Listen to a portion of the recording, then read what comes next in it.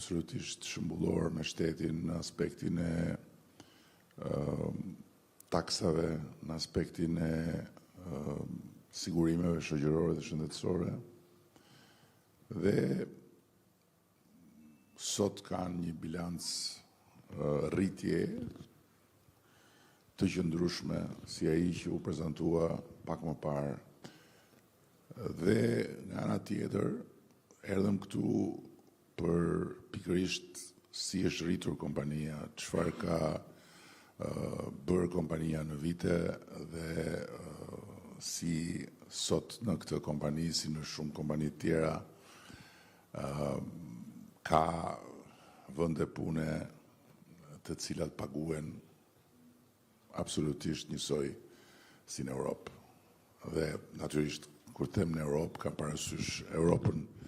fqinje, nuk kam parasysh Francën apo Gjermaninë, po patjetër kam parasysh Greqinë, kam parasysh Kroacinë, kam parasysh njësër vendesh. Dhe nga ana tjetër, duke qenë se së bashku me ministren kemi dëshirë të flasim për se si gjithë ky realitet transformues edhe në sektorin e ndërtimit mbështet rritjen e vet tek ekonomia që rritet. E pam tudhës që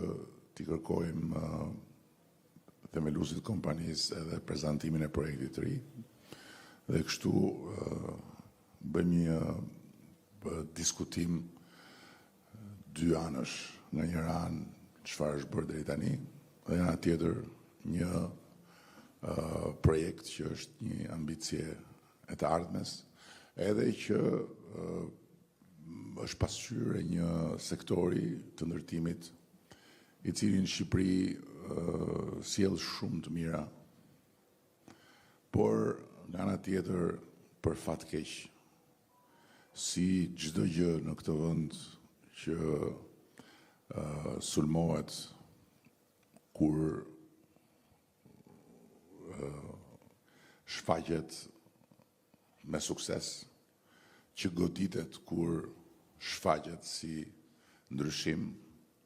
që mbulohet me balt kur shfaqet si një shenjë e të nesërmes, është një sektor që merr në mënyrë të vazhdueshme goditje, sulme, balt,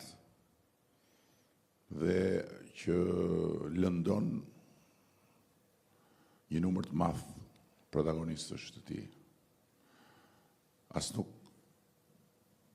e vën diskutim që edhe në sektorin e ndërtimit, si në çdo sektor tjetër, ashtu si kundër në Shqipëri, si në çdo vend tjetër, përfshirë edhe vende që na bëjnë leksione neve,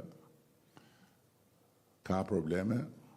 dhe problemet këtu në Shqipëri patjetër që janë më të mprehta